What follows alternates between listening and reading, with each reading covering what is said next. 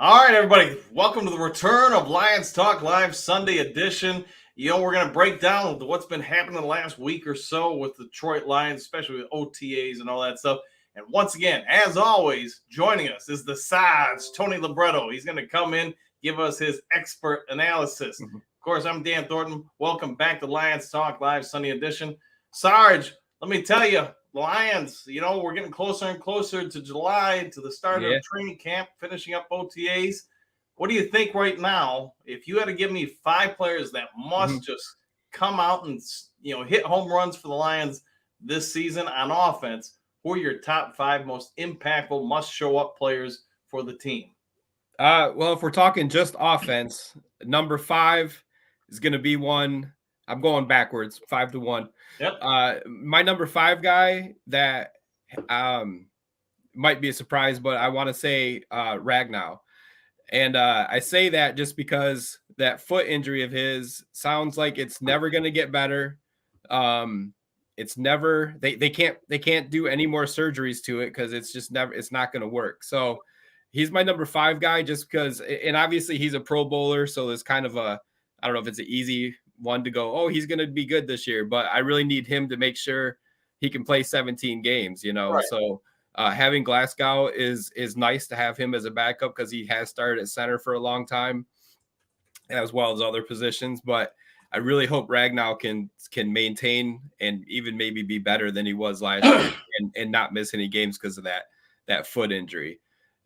Number 4 is going to be Jameson Williams. I think he really needs to step up. I know the suspension is going to affect him some. I'm hoping that once it gets closer to the start of the season, that suspension gets reduced. If we've talked about it before, I think it's probably going to end up being 2 games or maybe 3. But when he does get back on the field, he really has to prove that he was a number 1 pick last year. I've always been a supporter of him, and I know a lot of people. I think a lot of people doubt him right now, or we have a lot of doubters in all the chat rooms and all that. But I think this is his year that he's going to have to come out and make a big statement. Number 3, we'll go with Gibbs. Gibbs was the number 1 guy, picked number 12 this year. A lot of people hated it. I loved it. I mean, I was a little shocked at first, but I love that pick, and I really think he is going to have a great year. But he has to. If he has a DeAndre Swift year, then everyone's going to scream bust in year 1, and which is probably isn't fair. But he needs to have a great year. Number 2. Boy, I really want Vaitai to have a great year. I'm going with another offensive lineman, but Vaitai is key in that right guard spot. The rest of the offensive line, there's no question marks other than, like I said, with Ragnow with his foot. But Vaitai, he's kind of the odd man out, but he's been talking a lot lately that he's super excited for the year and that the offensive line is the room is great. They love each other, and I think he's going to be the key guy for that offensive line to be the most dominant one in the league. That leads us to number 1, and I'm going to say Goff, because he had a great year last year, and they're talking even contract extensions with him. They're talking that he is the guy that's going to lead the team. So now, I mean, really, because of his success last year, he's going to have to do better this year, or else everyone's going to say, put in Hendon Hooker. So he's got a lot of pressure on himself this year to take the team to the next level. I'm obviously cheering that he does, but I think he's probably the number 1 guy that's got to show up this year, just because, I mean, he's it's a curse of him having so much success last year that he will have to really go out there and game 1, like if he's not throwing 300 yards and 3 touchdowns, people are already going to start climbing, screaming last year was a fluke. so I hope that's not the case, but I think those would be my top 5 guys that need to really step up this year. You're right. If Goff should come out and have a bad start to the year, they're going to be calling for Jack Fox to be the starting quarterback by week 2. But you talked a little bit about your top five, and you brought up Vaitai. Obviously, he's been battling some back issues for a few years. It sounds like through OTAs, maybe he's healthy. The Lions, decided to keep him, and part of his Mhm. commitment to wanting to be here is he took a pretty good sized pay cut just to remain a Detroit Lion. And Yeah. you know, if he does come to play, if he really is healthy and able to play again, how much of an impact do you feel he's going to have on that overall offensive line, which, let's be fair, was pretty Mhm. strong last year? It was, and he actually had started out pretty well on that side before he got hurt. Um, I don't remember if he even played last year, to be honest, but I think he played the first few games, or if it was the later year before. But the line was great with him in the lineup. I know when he was signed, a lot of people didn't like it because it was a big contract, and that was still during the other guy's years. We don't want to talk about him, but um, I think he really came into his own, and he did well last year before he was injured. And uh, I think him coming back, taking restructuring his contract. And like I said, there's been a lot in the news lately about him really wanting to be a part of such a great offensive line. And right now, he's the starter at right guard. So, I know Glasgow's going to push him, though. I don't think it's a slam dunk that he's the starter, but I think he does win that role and shows that he was worth the money that he got a few years ago before all the injuries.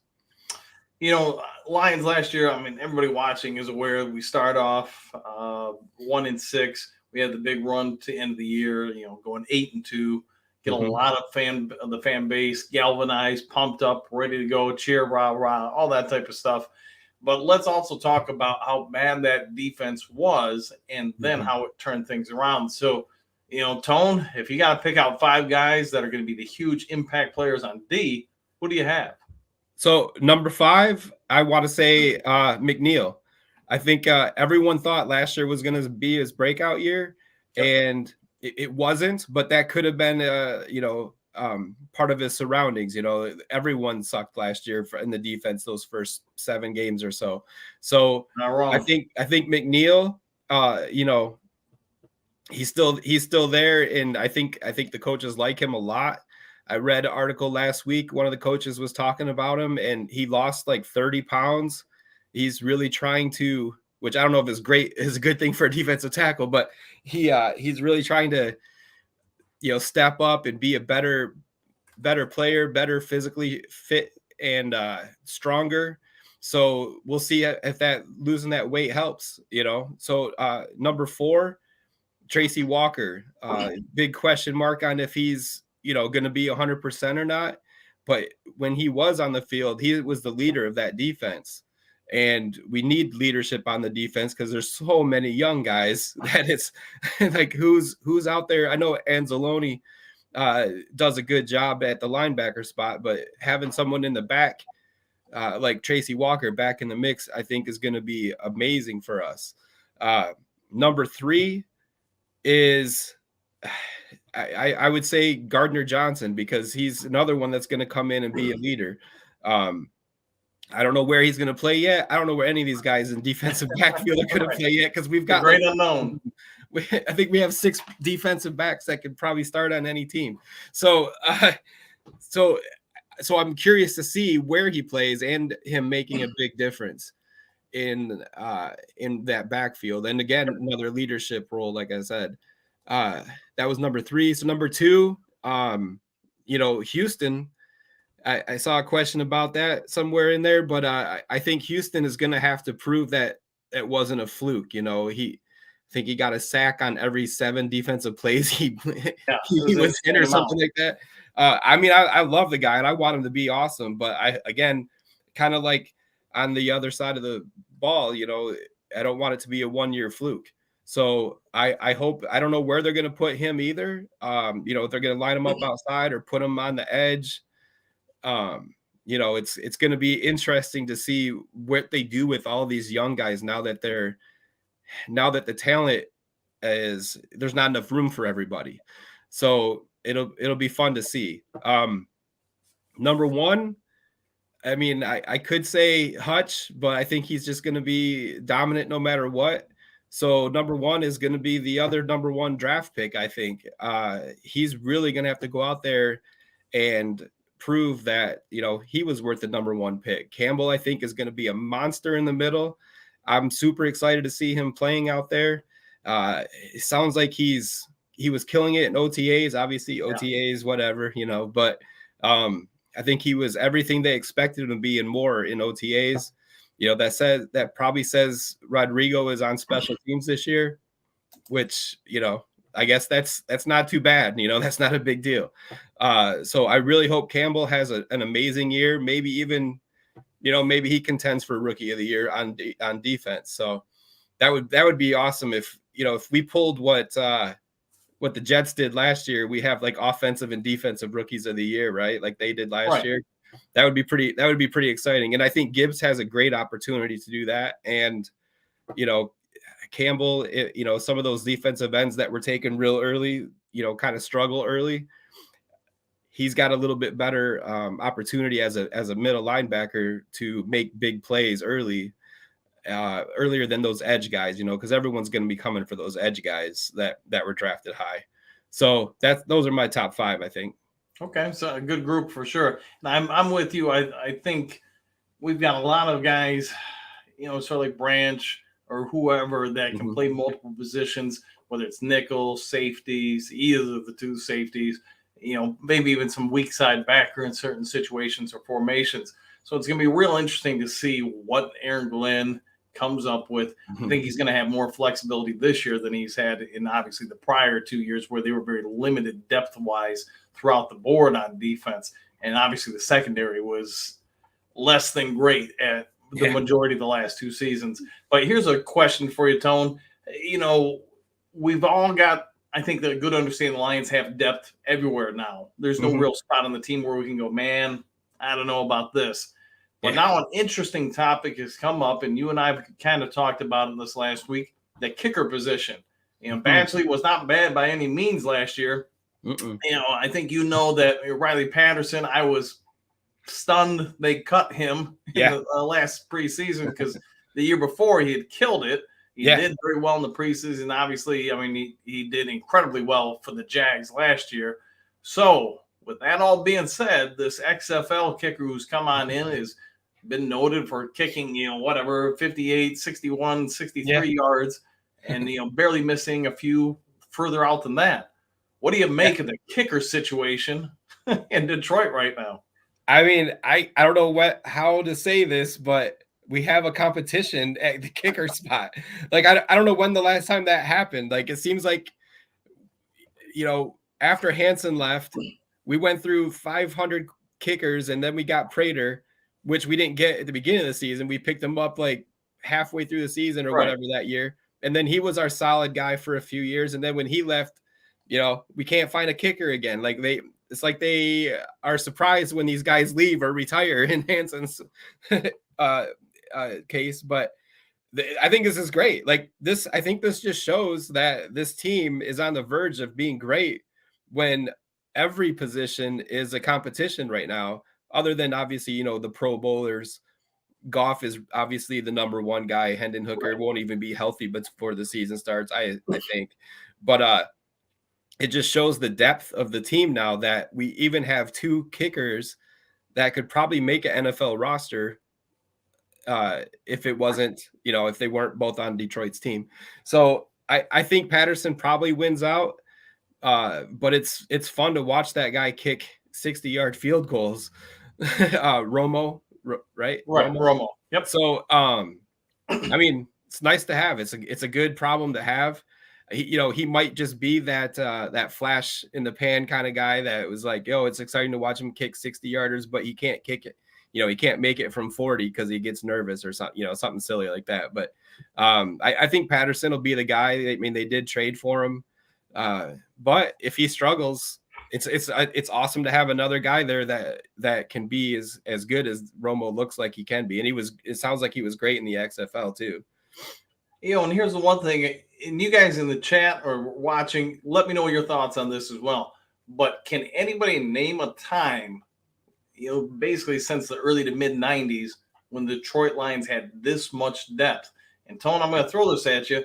I'm trying to think about the NFC because say what you want. If the Lions win a playoff game or two, I think the fan base isn't just going to be happy; they're going to be ecstatic. Somehow make it to the Super Bowl. Yeah, I really think most team or fans wouldn't care even if we lost, as long as we made it there. But I'm going to say this: if you look at the NFC right now, do you see any teams, or what teams do you see that have as much or more depth than Detroit Lions? And I'd be interested to see what everybody says in the comments because I'm struggling to think of something. Right. I mean, other than we go back to the Philadelphia Eagles a lot. They're pretty stacked, and I think they got their defense got better, which is scary with the draft and through free agency and all that. San Francisco, I think they're a better team, but I don't think they're as complete as Detroit because they still don't know who their quarterback is.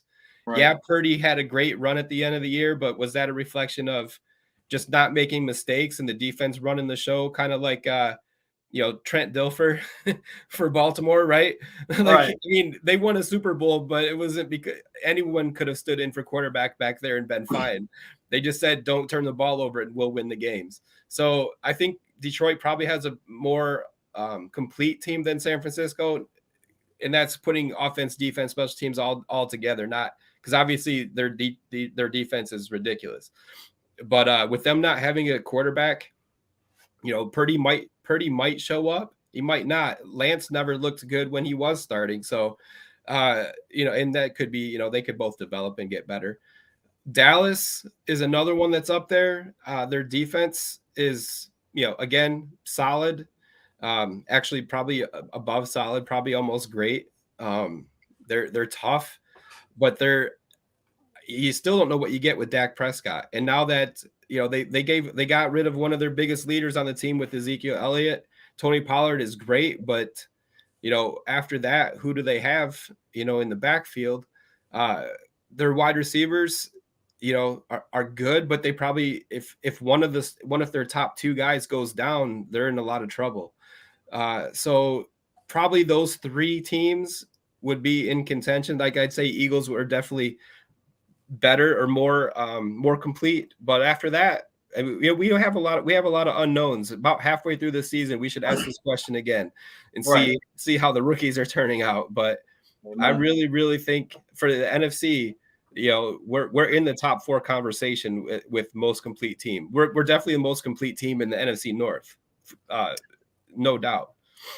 Yeah, I'm with you there. I think if you look at Green Bay, obviously everything is going to come down to Jordan Love, and he can't be oblivious to that. He's going to be under such a microscope. I really do feel bad for him because the fact that you're replacing Aaron Rodgers or replace Brett Favre, I mean, say what you want, but that fan base for 30-some years has been treated some pretty good quarterback play. They've had it easy. What's that? They've had it pretty easy. Yeah. Then you look at Kirk Cousins and, in Minnesota, and while Cousins has not been bad, he has not been great in the right moments. Yeah. And I think that's the problem with him. Plus you have, Minnesota and the Vikings, their defense really has shown age last year. And then it's probably not going to be a whole lot better, I would think, this year. Mm-hmm.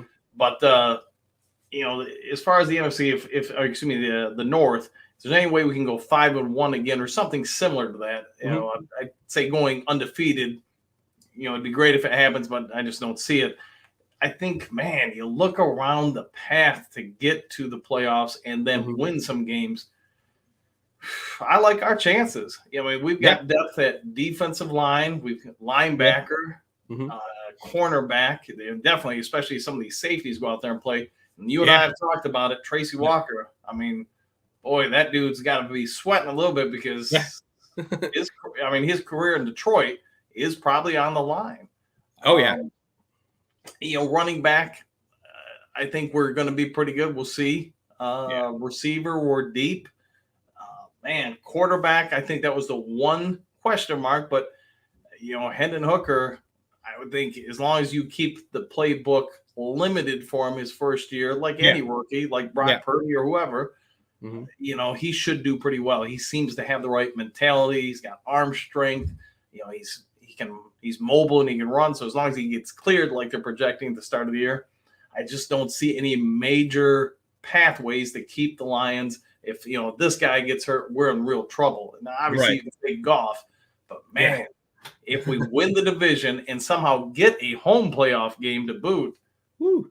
I like Detroit's chances. And if Yeah, anybody's watched the absolutely. channel for a while, I'm still sticking to my prediction I made, whatever it was, 8 months ago. I really think the Lions make the Super Bowl this year. I think it's all set up for them. But will they win it? We'll see what happens. Flip a coin. All right, so let's talk about this. You're the offensive coordinator for the Lions. Yeah. You've got all these weapons this year. Here's the question for you. If you were to plan ahead, what are teams going to have to do to slow down the Detroit offense? I think they're going to have to stack the box and stop the run. Montgomery, we haven't talked about him much, especially since we drafted Gibbs, but he's going to be a difference maker. I think he did a lot of good for Chicago. Last year he was kind of on the back burner almost because Justin Fields basically just ran the ball every play. so it was hard for Montgomery to be a standout guy, but I think he's an improvement. He's better than both of our running backs last year. And Gibbs, I think, is also better than both of our running backs that we had last year. And we did pretty well running the ball last year. So I think teams are really going to key on stopping the run because they can't stop both. You can't stop the run and our passes, especially with tight end Laporta. I've heard tight end Mitchell is killing it right now. This is his actual first offseason too, because he was injured all last preseason as well. So we've got tight ends, we've got a deep wide receiver. So I think they're going to have to try to key on because most of our Goff's success is on play action. So they're going to key on stopping the run. We're going to do a lot of play action, and they're going to have to play man defense for the most part, because you can't double one of our receivers because all of our receivers have hands. They can all catch. And if we do have Jameson Williams out there with St. Brown, with Reynolds, Marvin Jones, when he played for us before, obviously I know he's a little older now, but he would more than not win the contested catches. That whenever he went up and had to fight for a pass, he was usually coming down with it. So, I don't think they can double any of them. And I mean, you can't really, I don't want to, get my hopes up too much about Williams, but I don't think you can double him anyway, because he's going to outrun both of them. So stopping the run is probably what they're going to try to key on. And with Gibbs, like we said before, we could play Gibbs and Montgomery out there at the same time. And then who are you going to stop, So I think defenses around the league, the coordinators are going to have a hard time coming up with a plan to stop Johnson's offense. I try to think about, what a defense coordinator is going to have to do. And I agree with you. You got to stop the run first, because if you don't, you're just going to get destroyed. Yeah. The Detroit's offensive line is such, especially if Vaitai really does come back healthy. I say what you want about Ragnow. I think we all get he's hurt. He's going to have to play with it the rest of his career. That's not going anywhere. But they do what they did the last year by basically he's really not going to do much in practices, light reps, no real contact. Right. It's probably as good as it's ever going to be for him. Yeah. But seems to be the type that's going to power through that. I'm sure they're going to be able to – they're going to come up with some kind of shoe for him too. Right. Like they're going to try to make it as comfortable as possible. I don't know if they're allowed to wear steel toe shoes in the league or not, but but whatever they're probably, they have plenty of time now to go, you know what? It's not getting better. Let's come up with some kind of shoe that's going to protect that foot and protect that toe as much as possible so he can make it through the whole game. I'll throw this at you. Like I was saying, when I was trying to look at the Detroit offense and the personnel we have, I think everybody in the comment section, let me know your thoughts on this, but we all agree you got to stop the run first. So you're going to have a minimum of 7 guys up in the box, just I think the way we're constructed. And you hit the nail on the head with Laporta, Mitchell, some bigger tight ends that are very good at run blocking. The other guys we had last year, they were serviceable. They are what they are. But I'll say this.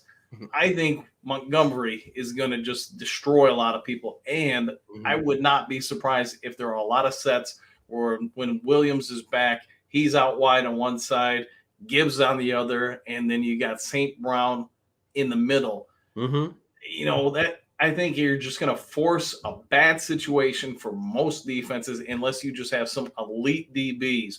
One of those outside guys is going to be stuck in single coverage more often than not. And as long as Goff's got play action, those guys are going to be, I think, just running wild on most DBs.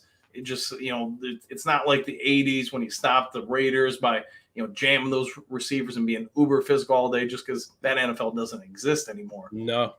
Laporta, if he really is as good as, build, where he just gets open, and then the yak, man, I mean, this offense could be, the greatest show on turf, times 2 or something like that. But that's what I was saying earlier, I think this week with you when we were talking, a lot of people think Williams is going to be too fast for Goff and he's not going to be able to hit those 50-yard passes.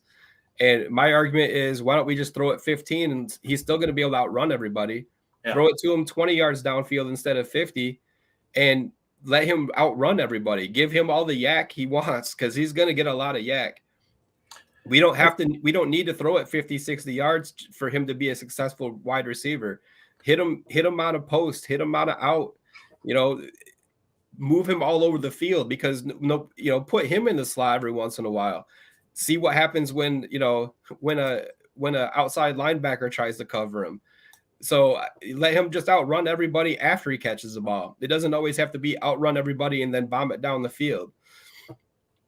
Well, the other thing is, too, I think a lot of people equate, just because you got speed, you have to chuck it, 50, 60 yards down the field. That's not the case. I mean, if those DBs really going to back off, I don't know, 7, 8 yards because they're giving that much respect for the deep ball, then you're just going to kill them with quick outs and things of that sort, slants, whatever. The other part of it is, if they do come up in press coverage, again, referring to the run game, if one of those safeties is in the middle because the other one has to be up and stop the run, one of those outside guys, if you can, once he gets up to the DB and beats the press, there's very little down the sideline to help guard. So you may only have to throw it 20 yards and let the guy just take off and run the other, 50 yards with the ball. So, I mean, Hooker does have probably an overall bigger arm than Goff, but, I'm just saying this. Goff also had times last year where he hummed it 50, 60 yards in the air. So, I guess we'll wait and see what happens. All right. So let's talk about this. I think, we've got some good commentary on what our opposing defense is going to have to do to stop us. Now let's reverse that. Let's start off with, I think, our biggest matchup problem as far as the divisional foe, who we have to stop, and that's Chicago. So you look at our new defense, the new weapons. What do we have to do to stop Chicago? Because I think if we do that, we can stop basically everybody else in our division. How are you shutting down Justin Fields and a much improved receiving core for the Bears?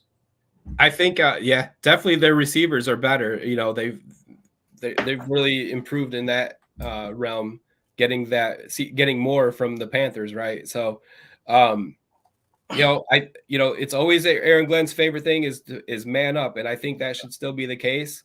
I last year or the year before, I was always like, use a spy on the quarterback, but I'm kind of getting away from that a little bit. I don't know if spying is the right word, especially with a quarterback like Fields that, that spy could be spying him and then the guy just runs in the opposite direction or whatever. I think we just need the linebackers like Houston and Anzalone even to not necessarily spy him, but always have their eye in the backfield watching for him. We have better edge guys now, especially with Hutch and Okwara coming back, and hopefully Pascal has a big step forward. Another rookie from last year that didn't have a preseason, that didn't have the initial offseason training. So I think another guy that's going to be really great, he would be my number 6 guy probably, is Pascal. Those guys, if they can hammer the edges like they're supposed to, not giving Fields the opportunity to get outside, that's going to make a huge impact on his scrambling abilities if we get to him faster at the top end. So when he does scramble, when he does roll out of the pocket, that's when Houston has to come up. That's when the new guy, Jack Campbell, has to pay attention, especially if he's coming through the middle. A lot of times that when the pocket collapses, the quarterback has a free shot to go right up the middle and get 20 yards, but that's Right. where Campbell comes in. They just have to be more aware. Like I said, I don't think having a spy is necessarily the case anymore. I don't even know if defenses use them as much as they used to, because now basically all quarterbacks can scramble. Not all, but most. Right. So I just think they just having that awareness of, all right, the edges and the defensive tackles need to do their job in getting to the quarterback a lot faster, so it gives him less time to react to a rollout or a scramble. And then when he does get outside, those guys gotta close. They have to trust the DBs to stay on their man another 4 or 5 seconds. Hopefully not that long, but they have to trust those guys to stay on those guys so they can rush the quarterback and when he rolls out, and they still have coverage in the backfield or downfield. Here's one thought. You look at all the quote unquote safeties we've picked up, CJ and everybody else. I do think there's going to be a little bit of planning behind it between, we've talked about it. Everybody in the comment section and watching this knows last 2 years, Lions couldn't stop any more mobile quarterback in preseason or regular season. We went man to man. It was 3rd and 40. That quarterback, if they had any kind of wheels, was probably going to pick up the first down. But I do think devastating us. It was. I do think there's a rhyme or reason to have so many of these guys out there. Yes, they can play nickel. Yes, they can cover. But also, I think there's a real possibility you could see the quote-unquote NASCAR package coming out with a lot of different bodies up at that line. And if you are going to spy somebody, who better than a very fast mobile safety who's great at tackling and can cover? So you can force the offense into a little bit of guessing game. Who's going to be covering? Who's going to be spying? And I wouldn't be surprised if we see some situations where Branch or maybe Walker or whoever. And I don't think it's going to be CJ will be out there because I think he is too good at defending the pass.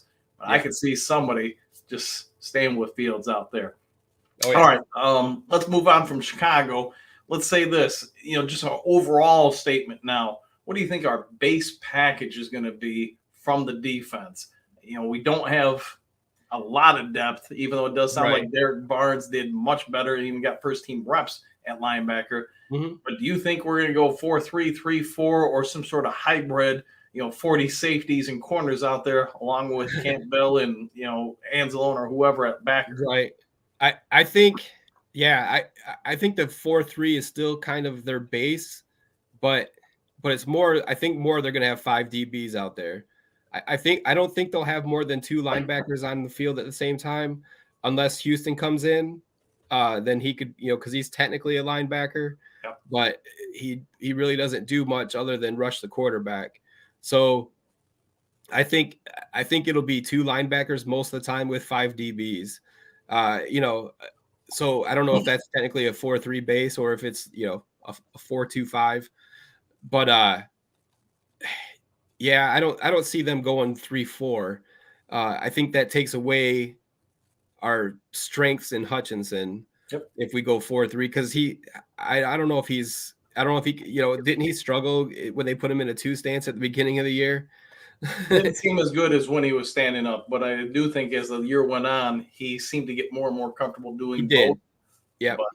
So if we did a 4-3, he would have to switch to outside linebacker. I don't think he could play a defensive end position in a 3-4 defense. You need more of the meaty guys, like the 280, 290 guys for that, I think. Right. So, and then where do you put, I guess Houston would be the other outside guy at that, but I think that's too many moving parts. I think they stick with at least 4 down linemen. What they do on the other side of that, the back end, is probably 5 DBs at most. So let's talk about this now. If you had to look into your crystal ball, who do you think out of the rookie class, who, if any, are starting? And then here's the second part. By the end of the season, Has that changed, or anybody else made it into the lineup? Well, so I think Montgomery is the starting running back, but Gibbs is going to play all the time. Right. So I don't know if he counts as a starter per se. Laporta, I think, will be the starting tight end at the beginning of the year. Maybe they even go with 2 tight end sets a lot with him and Mitchell, like we talked about before. I think on defense, Branch is probably has a hard, he's not going to be the starter at the beginning. There's just Lot too of many depth good at front. players. Yeah.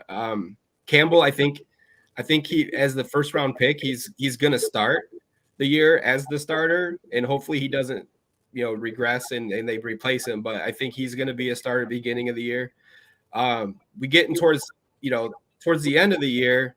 I'd like to see Martin step up as the as a defensive lineman, because that's still probably our weakest link, even though we've got good guys there. Like I said, I think McNeil's going to have a great year. Kaminsky is great. Bugs is great. But I think I want him to be there at the end of the year as a starter. And then those are probably it. Hopefully Hendon Hooker's not starting at the end of the year. So, hopefully that's a couple years away. Other than that, I don't see any of the other guys really breaking in. If Swordsdal is, I think that's how you say his name, Swordsdal is starting for us, we've got a lot of injuries, and that's not good. Right. And that's, well, I mean, the wide receiver, I don't know if he makes the team, and he's starting, it's starting as a special teamer. So that's how I would break down the rookies. I think we have 4 guys that either start or play a lot, and then there's a couple more that I think are going to contribute quite a bit moving down the line. Yeah, I'm with you. I think on just about all of these. I think with start of the year, Gibbs is going to be whatever they're going to label him as, wide receiver, running back, whatever. He's going to be out there. Mm-hmm. Then you got Laporta. We'll see. But if he's not starting week 1, he probably is starting pretty quickly while getting a lot of reps in week 1. After that, I do think Green is going to make the team. Could it be as a kick or punt off, punt returner? Sure. Mm-hmm. But, I guess you can count that as a starter. Is he going to replace Rabin then, you think? In my opinion, yeah, just because I think Khalif, Reynolds. Right, because Williams is going to be out, as we all know, for a month and a half. So do you want to risk Reynolds or Khalif Raymond getting hurt? Because that just makes the wide receiver depth even a little bit shorter. So to me, Green probably makes it through attrition, because you want to protect those guys while Williams is out. Green, he's got some speed, he's got some wheels, he's got some moves, and he's not a bad punt or kickoff returner. You're not going to put Gibbs there, I don't think. So no, I wouldn't. Right. And so then Campbell's a starter. I don't doubt that at all. It's just going to be, the question is, who's going to be next to him? Is it going to be Anzalone? Is it going to be Barnes or whoever? Right. And then I agree with you. I think watching Martin in OTAs, I think, man, if he really is the guy I think he is, he could be just an absolute monster once he gets his feet wet a little bit more. Mm-hmm. Middle of the season is my prediction. He's probably starting next to Aleem, and then Bugs is backing up, rotating with them along with whoever else. Right. So think about it. With the depth we've all talked about, as much as this team has improved, and the fact that you might get 3, 4, 5 starters out of this year's class, I think that's pretty impressive. Mm-hmm. But like I said, we'll have to wait and see what happens. But let's move on from that and just talk about some other topics here. If you were to say what is the weakest point of this team, I think I already know the answer, but what would you say the Lions have? I don't know. I think it's like 21 million left in cap space. If you were to go out and you're Brad Holmes right now, you're saying, I think we can make the Super Bowl or a big push in the playoffs. I need to address this one spot on the team. What are you trying to go out and improve? Well, I'll do one on offense and one on defense, because with 21 million, we could probably get a couple. I don't want to break the bank on any of these guys, but on offense, if Williams really is going to lose 6 games this year, why not take a flyer on Hopkins? Right. You know, he's still out there as far as I know, unless something happened earlier today that I don't know about. But you know, Hopkins is still a good wide receiver, probably still top 15 in the league, I would think. Bring him in, you know, let Williams, you know, sit for his 6 games, and then when Williams comes back, I mean, that's going to be kind of ridiculous, right? If we had Hopkins with St. Brown and Williams and Marvin Jones and, you know, Reynolds and Khalif Raymond, or maybe one of those two aren't there if Green's there. Right. I don't see bringing Hopkins in if he wanted to come to us. Shouldn't it won't be any, there's no detrimental aspects to that at all. On the defensive side, I'm going to be a sentimental favorite, and I'll say, why not bring Sue back if he's, I've read rumors that he said he's okay with coming back. Bring him back and let him, you know, play 15 snaps a game. Let the, you know, maybe Martin can learn a lot from him. Maybe some of the other, you know, McNeil could probably learn something from him. I always liked Sue when he was there, even though, you know, he had a bad rap for the way he played the game. But now that he's, you know, the elder statesman, you know, maybe he can teach these younger guys a thing or two. Maybe he can make them a little more mean, you know, that, because I know last year the defensive line wasn't really known for their nastiness, and it'd be nice to have someone like Sue there to show them how to be a little nasty. You know, those aren't bad picks at all, and I tend to agree with you that, you know, Hopkins, I'm surprised he hasn't signed with anybody now. Yeah. Like you said, you're going to have James Williams miss not half the season, but not far off it either. Yeah. So here's my thinking. I'm with you that if you're really going to make a push here, go all in. You know, it's not going to cost you draft picks to get Hopkins, or in your case, you know, Sue. Both these guys, could they help just make both units better? And I think, Sue, you know, he's never going to be the Sue of 2014. Hard to believe that was that long ago. That you know, one of the best defensive tackles in all the league.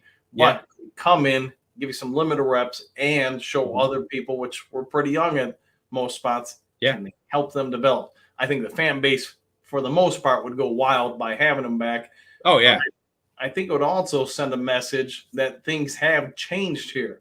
Players want to come back, even ones that were disgruntled under prior regimes. Right. Yeah. Then potentially retire a Lion. That's the other thing. You know, Hopkins, I'll say this. You put him, like you talked about, you put him out there with J-Mo, you know, Gibbs or whatever. You keep him on a 1-year rental. If I'm him, I'm looking at who the Lions' division opponents are and their defenses. Yeah. You know, Chicago's defense in linebackers, I think, are very, very good. You know, everything else kind of met. All right. Minnesota's entire defense, unless they just gravely change and supersede what anybody's expecting, I just think, man, you could really put up some numbers there. And same, you know, just across the board, I think they're going to do well against, you know, Chicago and whoever. Then it comes down to the rest of the schedule. I think you got some options there.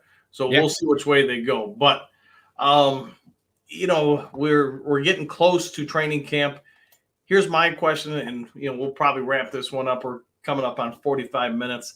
All right. If you got one thing you want the Lions to get out of training camp, what would it be? That's a tough question. One thing, and you can say, hey, just say, you know, stay healthy or whatever. That's fine. Yeah. Well, obviously that should go without saying, right? Right. I think the best thing that they can do right now is all those guys that didn't have an offseason last year to have a good one this year. You know, I'm talking Pascal, I'm talking Mitchell, Williams, you know, all these guys that were rookies last year that didn't get that offseason.